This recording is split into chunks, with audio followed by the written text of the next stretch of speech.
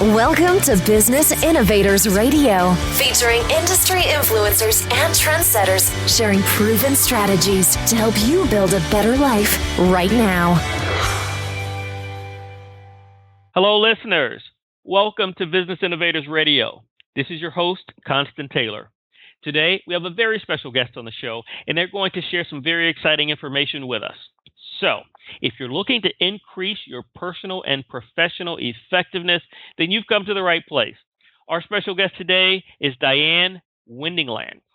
Diane has been speaking professionally for over 5 years, and the content that she primarily speaks on is conflict resolution, and she's also a presentation coach. Diane has spoken both nationally and internationally and is based out of St. Paul, Minnesota. She has 7 books, some of which include Small Talks, Big Results, Speech Class for Teens, Cat Got Your Tongue, which is a book on presentation skills, and her most recent book is The Respect Virus, How to Create a Contagious Culture of Respect. What a mouthful. Diane, welcome to the show. Well, thank you, Constance. It's great to be here. And it's great to have you. I'd like to kick off the show by asking you if you could tell the listeners a little bit about your speaking business and your business in general and how you help your clients become more successful and effective. Well, sure. My speaking business is Small Talk, Big Results, and I help people with business communication. I primarily speak for associations and corporations that want to help people have better, more profitable conversations.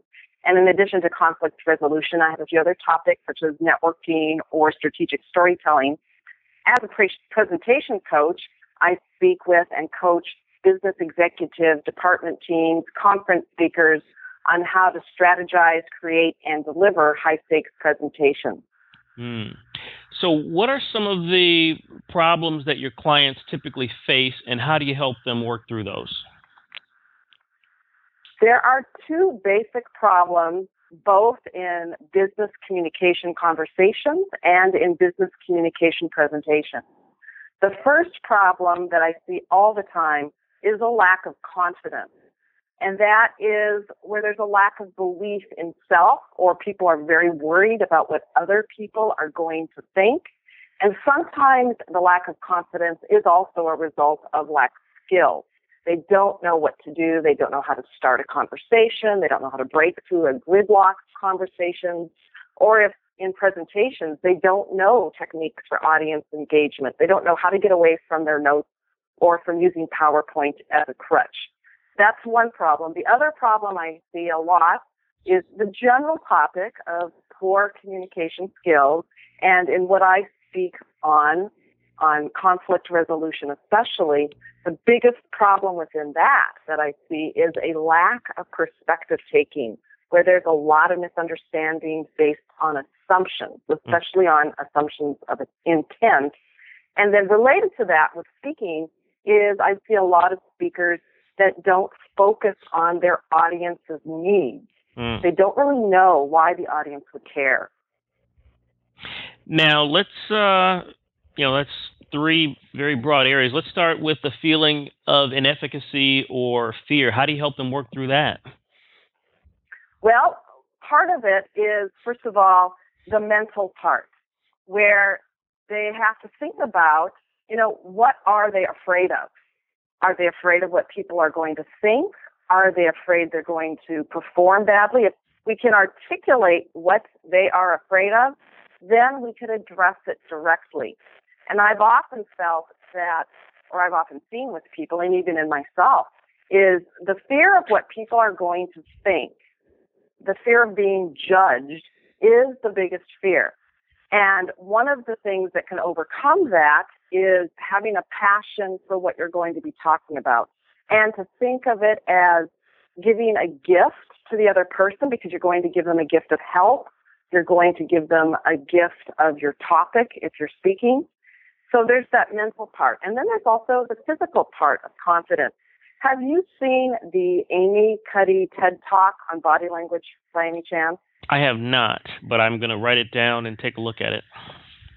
Well, it's a great TED Talk, and she's a researcher, and she did some research on not just really what people hear about body language, where, people judge you based on your body language, but it was sort of turning that on its side, that you judge yourself and you can affect your inner state by your outer state of your body language. And she did some research where she would have people take on one of two kinds of poses, either a low power pose, where they kind of close in on themselves, or a high power pose, sort of like a Wonder Woman stance, or, arms raised in victory. Mm-hmm. And after 2 minutes of having one of those two types of poses, they took levels of hormones. It was testosterone, which is a dominant hormone, and then cortisol, which is a stress hormone. And for people who had been in a high power pose, they had higher levels of testosterone, which both men and women have. They felt more powerful, and they had lower levels of cortisol, so they had less stress. Just with 2 minutes of posing, there was that big of a difference.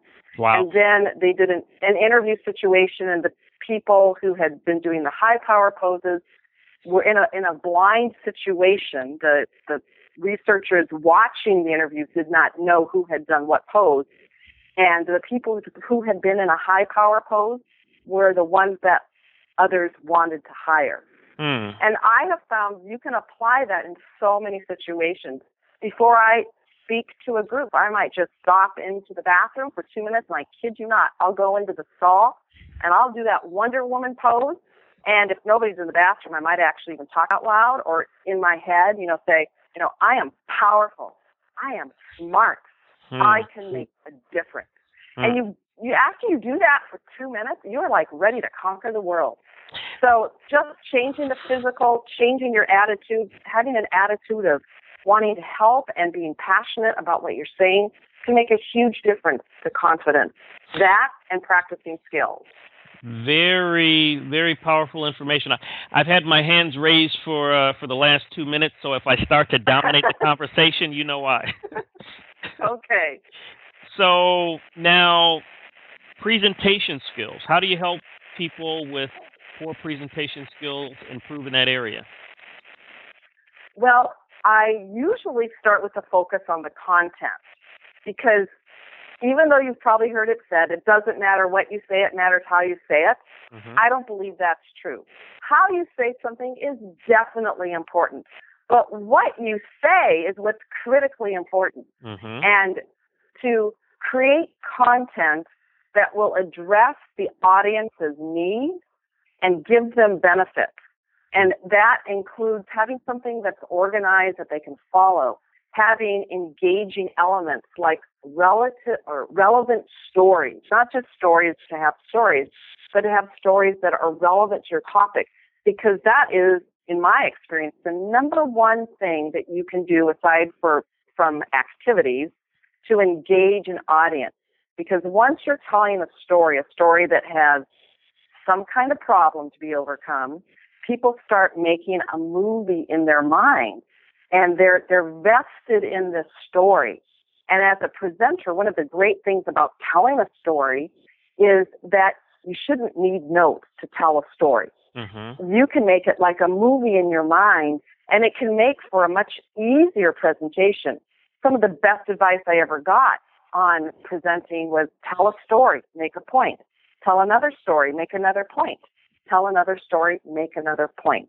So focusing on engagement through storytelling, focusing on knowing why the audience would care. So if you're not familiar with the audience, you need to do something to find out about the audience. So as a presenter, I often will do informational interviews with some of the people who are going to be in the audience to know what their big pain points are. Maybe I'll even get some good quotes that I might weave into my presentation. And then also when I talk about not focusing on the audience needs, I see this happen a lot with technical presenters, is that they want to give so much information that they overload on the information for their audience. And that shows up in their PowerPoints, that shows up in them just giving too many points overall. I hope you don't get upset with me, but I have to give you constructive feedback right now. Can I do that? Okay. Yes. Okay. You ready? I'm ready. You are really good. You're funny. I'm serious because I in the last month I have I've done over 50 interviews with various speakers at various levels, and I would say that you are one of the top 2 or 3 that give specific, concrete, identifiable information, actionable, that you can actually do something with. And as you're speaking, what you're giving in terms of actually increasing your energy level, raising your hands, it's actionable information that you can actually use. So I want to thank you for that. Well, I want to thank you, and I'm also going to give you a little tip that you might tell some of the people you're interviewing, or for the listeners, if they are doing phone interviews or conversations with people. Right now, I am not sitting down at my desk. I am standing up, and I put a few talking points on my door. I'm standing in front of a door in my home right now. I'm not really looking at it that much, but I'm moving around, I'm talking, because if I sit down, my energy level will drop. Yes. I'm standing up as well, and I've been pacing around, moving around. I don't have anything written on the doors yet, but I'm going to get some crayons later on and write some things on there. Like I have your name because it's Constant. How do you pronounce it? Constant? It's Constant. Yep, just like Winston, but Constant. Yep. Constant. So I have that written down, so if I forgot your name, I could come back to it and look at it. But these are little tricks that if I hadn't told you about them, you wouldn't have known. Absolutely. So, very, very powerful. So the is focus another one of your topics? Focus? Mm-hmm. Not really. Okay, because we're all so busy. We have so many things going on, in terms of engaging and focusing on one issue. I was wondering if that was something that you helped out with, but. Well, I do help people focus their communication. I'll give you a couple of examples. Okay. When I'm helping someone write like a keynote presentation, I actually have a graphic that I use, and at the top it is, what is my point in one sentence? And then off to the side, I have written vertically main point, and I have arrows for every single point. Every single point must relate to the main point. And then when I work with people in conversations, for example, a lot of people talk with executives, and executives are very impatient. They want you to get to the point. So I use a technique that actually I got out of a book called Speaking Up, and it's a simple technique called PREP, which is position, reason, example, and position. So if someone asks you a question, rather than get all flustered, you really only want to make one point. So state your point, state your position, give a reason for it, give an example, or tell a little story, just some example to support your reasoning, and restate your position. That is a very simple technique for answering questions in a very clear, concise way that appeals to executives. Okay. Because as you were talking, I wrote down focus, and you probably had not maybe articulated in your mind that way, but this is what you're doing with all of your subjects, is you are laser, even with a presentation where you're having them focus in on a specific area of content where content is important. So it's pretty good. Well, in fact, I've been hired to help people with their presentations, even by people who have speechwriters, which I'm not a fan of having someone else write your speech. But they will have me come in to help them strategize their presentation, because it's really easy to get, not see the forest for the trees. They get so caught up in other details, or they start making their PowerPoint. And that's always a mistake, to start in PowerPoint for a presentation. So backing up and trying to think about, what is the main message I want to get across, and why would my audience care? And that works in conversation too. So what are some of the popular misconceptions about the work that you do, and how do you dispel those? Well, one of the misconceptions about, for example, small talk, because that is how I got started in communication topics, was on small talk with the tagline, chit chat your way to success. And I get this all the time. I hear people, oh, I hate small talk, or small talk is such a waste of time. And I kind of get that because I used to feel the same way. I actually have an engineering degree, and I wasn't that conversational years ago. So it did seem like, wasting time with small talk. But I've come to realize through experience and through reading that small talk is essential in building a new relationship. Because most people, they need to feel safe before they're going to be at all vulnerable with you. And so small talk is a way to just sort of grease the skids to have a deeper conversation. That's probably the biggest one. And regarding presentation skills, I would say a big misconception is that people don't think they can improve. They think it's either a talent you have or that you don't. So a lot of people, they just throw up their hands and it's like, well, I'm just not good at it. And I'm very involved with Toastmasters International, and I can tell you, especially in that area of club environments where people are practicing, where it's not high stakes, I see huge improvements. I know that people can improve if they practice the right skills. You can practice the wrong skills, so if they practice the right skills, they can improve. Okay. So you mentioned Wonder Woman earlier, and it kind of leads into my next question of what is your superpower, or what I like to call your secret sauce, that thing that you do that you're very good at with helping your clients?